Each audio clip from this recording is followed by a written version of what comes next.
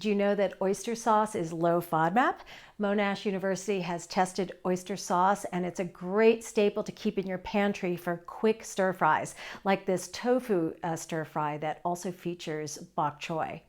So we've got oyster sauce in there, extra firm or firm tofu. Those are the low FODMAP versions you want to look for. And then when it comes to the bok choy, you could use full size or Baby Bok Choy, which is what I used in the images. And this comes together in one dish really quickly and easily. I like rice alongside. You could do brown rice or white. Both are low FODMAP. And if you're looking for a way to include tofu into your low FODMAP diet, this is a great recipe.